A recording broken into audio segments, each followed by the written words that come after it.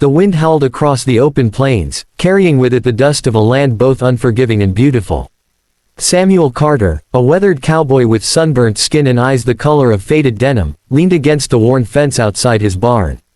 Life hadn't been kind to him. His cattle were thin from drought, and his debts piled higher than the hay he could barely keep in the loft.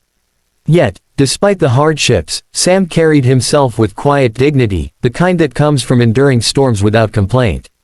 That morning had been like any other, until he heard it. A faint rustle near the barn, softer than the wind but urgent enough to prick his instincts. He reached for his rifle, the habit of a man who had spent too many years on a frontier where danger lurked in shadows. But when he turned the corner, what he saw made his heart drop. There, crouched by the barn wall, was a child. The boy couldn't have been more than 8 or 9, his small body wrapped in ragged cloth that did little to fight off the autumn chill. His dark hair hung in matted strands, and his cheeks were hollow from hunger. His lips trembled as if he'd forgotten what warmth was, and in his trembling hands, he clutched a small, cracked clay cup, empty, save for the hope it might be filled. The rifle in Sam's hands lowered instantly. This wasn't an intruder, nor a thief, this was desperation in its purest form. "Hey there, son," Sam said gently, his voice rough but tender, the way a man speaks to a stray colt.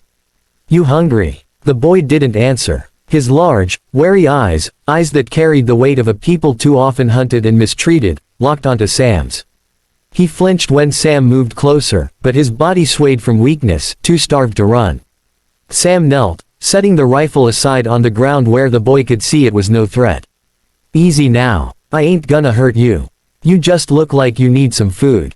The boy's cracked lips parted, his voice barely more than a whisper. "Water, please." That single word broke something inside Sam. He hurried into the barn, fetched a tin cup of water, and returned. The boy drank like he hadn't seen water in days, spilling some down his chin but refusing to let go until the last drop was gone. Sam watched, his chest aching with a mix of sorrow and anger at a world that could let a child reach such a state. After the boy finished, Sam went inside and rummaged for bread and a bit of salted beef. The child devoured it with shaking hands, each bite seeming to drag him back from the edge of collapse. "Where's your folks, son?" Sam asked softly. The boy's eyes filled with tears. He didn't speak, but the silence was louder than words. Sam knew that silence. He'd seen it in the eyes of men who had lost everything in raids, in sickness, in battles no one asked for.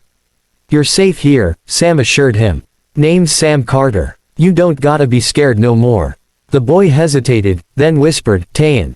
Sam smiled faintly. "That's a strong name. Suits you." For the rest of the day, Sam did what he could, gave the boy a blanket, let him rest in the hayloft, and kept the fire burning warm. He didn't think about the risk of harboring a native child in a land where tensions ran high between settlers and tribes. He didn't think about what people in town might say, or the danger it might bring to his already fragile ranch. All he saw was a starving child, and all he knew was that no decent man could turn his back on him. As night fell, Sam sat by the fire with his old guitar, strumming a tune as the boy drifted into sleep. For the first time in weeks, Sam felt a sense of peace settle over his weary soul. He told himself it was enough, that he had done the right thing, even if no one ever knew about it.